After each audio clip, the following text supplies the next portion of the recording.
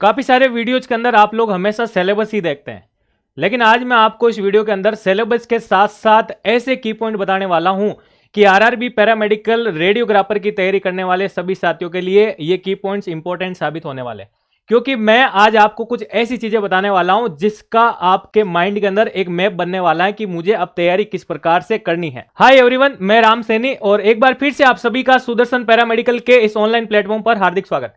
दोस्तों, आप लोगों ने शॉर्ट नोटिस देख लिया होगा आरआरबी पैरामेडिकल 2024 वैकेंसी के बारे में अगर अपन बात करें तो आज मैं इस वीडियो के अंदर बात करने वाला हूं कि रेडियोग्राफर की जो तैयारी कर रहे हैं उन सबके लिए एक शानदार वीडियो यानी शानदार इंफॉर्मेशन आप सबको ये बताने वाला हूं कि आप लोगों का सिलेबस मुझे पता है, आपने पढ़ लिया कि सिलेबस में मेरे क्या क्या चीजें रहने वाली।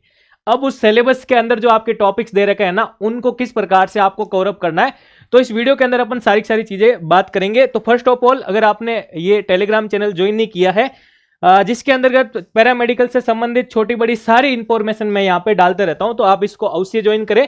और अगर पैरामेडिकल से संबंधित कोई भी डाउट हो तो आप इस नंबर पर व्हाट्सएप मैसेज या फिर कॉल करके मेरे से बात कर सकते हैं।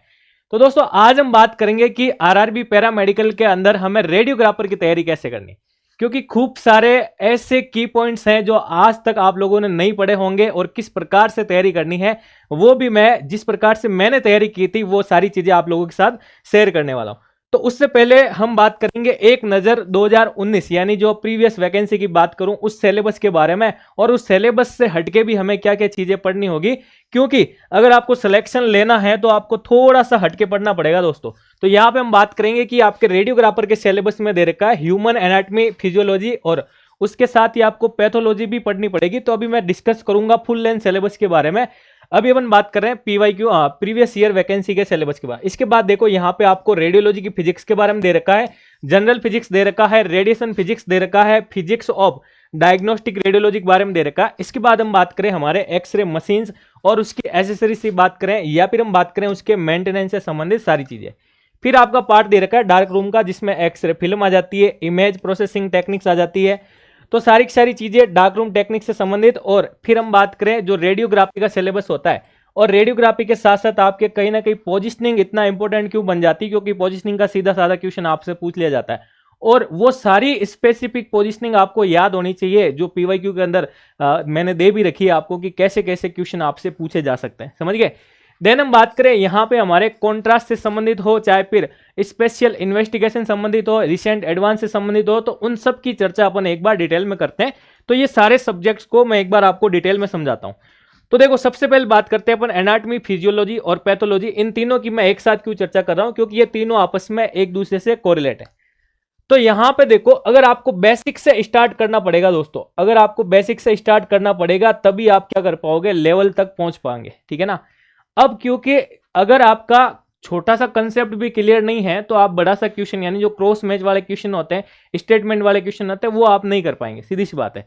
तो जिस प्रकार से आपको पता होगा कि हमारे बॉडी का ऑर्गेनाइजेशन भी कैसे होता है, अगर हम बात करें कि एक छोटे से एटम से लेकर के, ठीक है ना, आपको पता होगा कि एक छोटे से एटम से किस प्रकार से माइक्रोमोलिक्यूल बनता है, समझ गए, और किस प्रकार से माइक्रोमोलिक्यूल बनने के बाद फिर वो आपके मैक्रोमोलिक्यूल बन जाता है। और यहां हम बात करें देन सेल, और सेल के बाद टिश्यू, टिश्यू के बाद ऑर्गन, समझ गए, और उन ऑर्गन से मिलकर के जिस प्रकार से आपका सिस्टम बनता है, यानी कि सिस्टम, और सिस्टम के बाद हम हमारे बॉडी की बात करते हैं।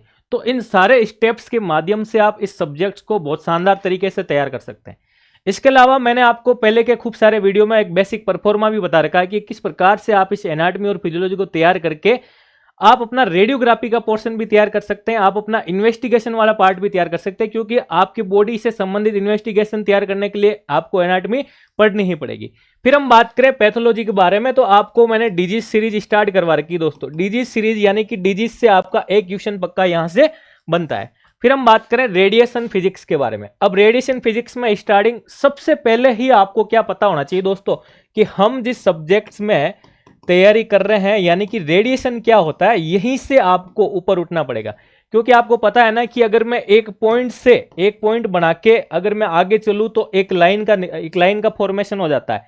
अगर मैं इस प्रकार से नीचे चलूंगा तो मुझे एक स्ट्रक्चर बन जाएगा। तो वैसे ही हमें क्या करना पड़ेगा कि एक पॉइंट यानी एक बेसिक स्ट्रक्चर से स्टार्ट करना पड़ेगा।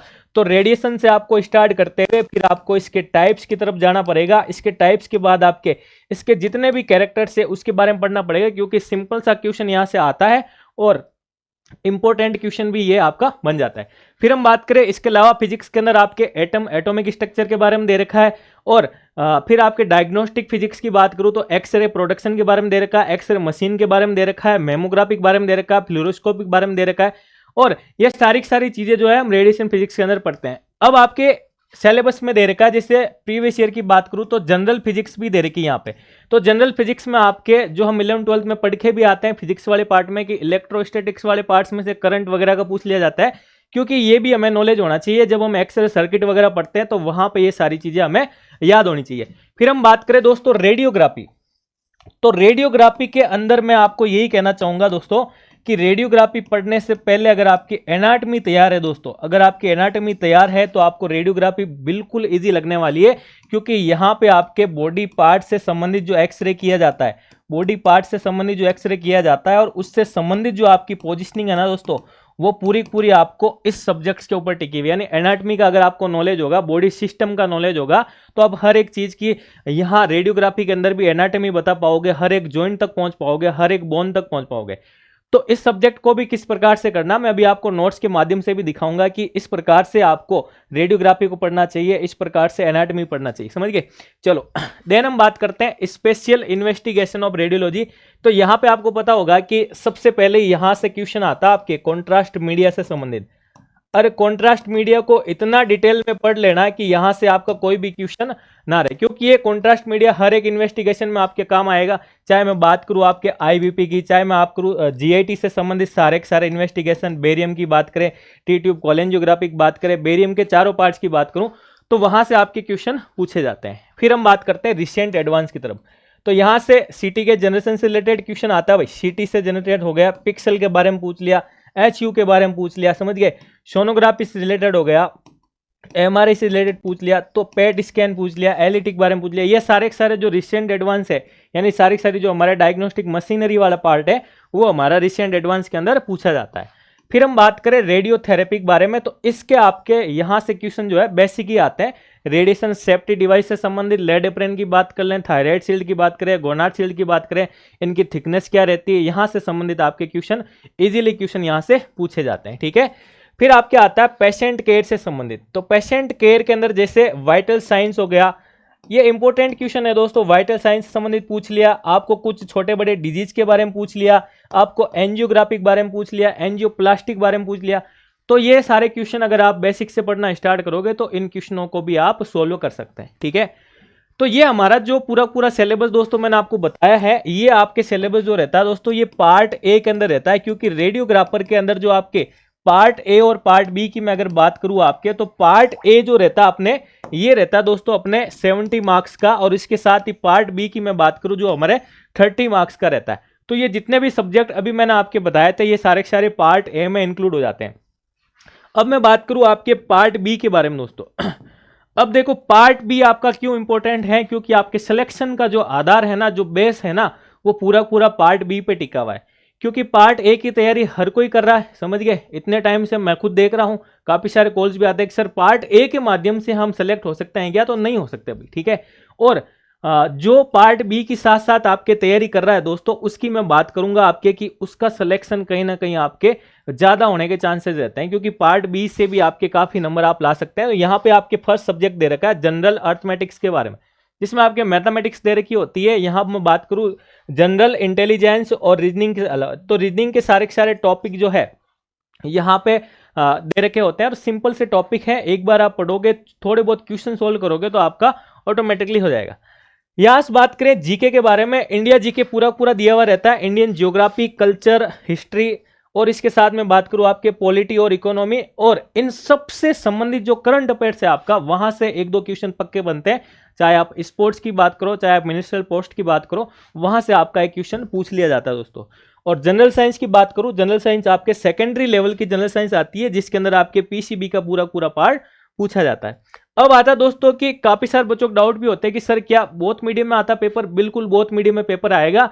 तो जो हिंदी मीडियम से तैयारी कर रहे हैं उनको मैं कहना चाहूंगा कि आपको टेंशन लेने की आवश्यकता नहीं है, क्योंकि मैंने आपको काफी सारी चीजें बोथ मीडियम में पढ़ा भी रखी है, और बोथ मीडियम में किस प्रकार पढ़ना आपको, तो वो भी चीज मैं आपको दिखा देता हूं कि बोथ मीडियम में तैयारी भी किस प्रकार से करके आप सिलेक्शन ले सकते हैं। तो इसके लिए देखो, जैसे मैं बात करूंगा अपने रेडियोग्राफी के बारे में, तो अगर आप रेडियोग्राफी को कंप्लीट इन 16 पॉइंट के माध्यम से तैयार करते हैं तो आपका एक भी एमसीक्यूज नहीं छूटेगा, क्योंकि हर एक व्यू के साथ अगर 16 टॉपिक, ये 16 पॉइंट्स आप ऐड करोगे तो एक एमसीक्यूज कहीं ना कहीं से आपको मिल जाएगा।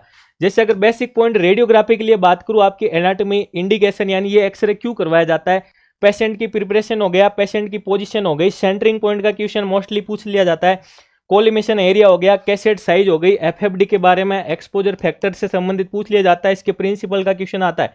फिर हम बात करें आपके ग्रीड, बक्की, रेस्पिरेशन, मार्कर, सील्डिंग, या फिर मैं बात करूं फिर डायग्राम और रेडियोलॉजिकल अपीयरेंस, यहां से ये भी इंपॉर्टेंट बन जाता है कि ये एक्सरे क्यों करवाया जाता है, या फिर किसी पेशेंट के ये प्रॉब्लम है तो कौन सा एक्सरे करवाया जाएगा। तो ऐसे क्वेश्चन आपको पढ़ने पड़ेंगे, समझ गए। तो इन सारे पॉइंट के माध्यम से अगर आप पढ़ते हैं तो जैसे इस प्रकार से पढ़ोगे, सबसे पहले मान लो चेस्ट रेडियोग्राफी की बात करूं, एनाटॉमी आ गई, फिर डायग्राम के माध्यम से सारी चीजें देखनी होती है कि रिप्स वगैरह कौन सी क्या होती है। फिर हम बात करें, ये चेस्ट रेडियोग्राफी में इतने सारे व्यू अपन इंक्लूड करते हैं, और फिर हम इंडिकेशन, पेशेंट प्रिपरेशन, ये सारी चीजें आप इस प्रकार से तैयार कर सकते हैं दोस्तों। चलो इसके बाद हम बात करें कि सर डार्क रूम के अंदर किस प्रकार तैयारी करें, तो जैसे मैंने एक टॉपिक के माध्यम से बताया कि डार्क रूम को भी आप बोथ लैंग्वेज के अंदर दोस्तों तैयार कर सकते हैं, और यहां से आपके खूब सारे क्वेश्चन भी पूछे जाते हैं। जैसे कैसेट आपका इंपॉर्टेंट टॉपिक बन जाता है, तो इस प्रकार से आप क्या कर सकते हैं, पढ़ के अपनी तैयारी कर सकते हैं।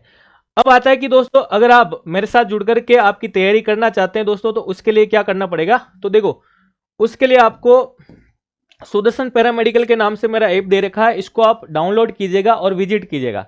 जिसकी पार्ट ए की तैयारी हो चुकी है वो भी इसको डाउनलोड कीजिएगा, क्योंकि जिसकी तैयारी हो गई है वो अपनी तैयारी की जांच कर सकता है, क्योंकि मैंने मॉडल पेपर फ्री डाल रखा।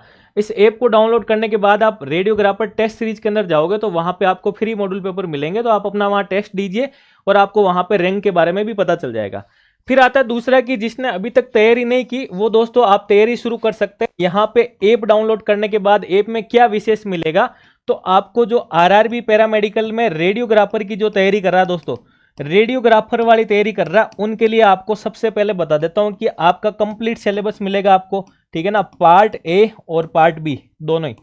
अब दोनों ही आपको बढ़िया तरीके से तैयार करना है। इसके साथ ही आपको पार्ट ए के सारे वीडियो लेक्चर के साथ आपको ई पीडीएफ, ठीक है, और पार्ट बी के अंदर भी आपको सारी टेस्ट सीरीज के साथ।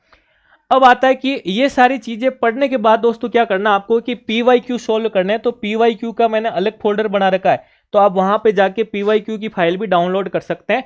ये सभी साथियों के लिए आप बिल्कुल डाउनलोड करें और पेपर का पैटर्न देखें, समझ गए। मैं नेक्स्ट वीडियो ये भी बनाऊंगा कि किस प्रकार से आपको तैयारी करनी है एक पर्टिकुलर टॉपिक के माध्यम से। फिर यहाँ पे बात करूं आपके कि पार्ट ए पार्ट बी तो मिलेगा सर, इसके अलावा क्या विशेष मिलेगा यहाँ पे, तो आपको 10 मॉड्यूल पेपर दोस्तों मैं दूंगा। 10 मॉड्यूल पेपर यहाँ पे आपको फ्री मिलेंगे। 10 मॉड्यूल पेपर यानी कि 1000 एमसीक्यूज मिल जाएंगे, 1000 प्लस एमसीक्यूज मिलेंगे, और आप अपनी तैयारी को क्या कर सकते हैं, बेहतरीन बना सकते हैं, बिल्कुल। तो ये सारा सिलेबस होने के बाद आपको कंप्लीटली शॉर्ट चार्ट के माध्यम से भी सारी चीजें मिलेगी। शॉर्ट चार्ट के वीडियो भी मैंने बना रखे हैं यूट्यूब पे, आप बिल्कुल देख सकते हैं, और रिवीजन उन शॉर्ट चार्ट के माध्यम से ही हमें करना होता है, ठीक है भाई। तो अगर आपको वीडियो मेरा पसंद आया तो बिल्कुल आप इसको लाइक करें, अगर आपको कोई भी डाउट हो तो बिल्कुल आप कमेंट्स करें, और अगर आप चैनल पर नए हैं तो इसको जरूर सब्सक्राइब करें। धन्यवाद।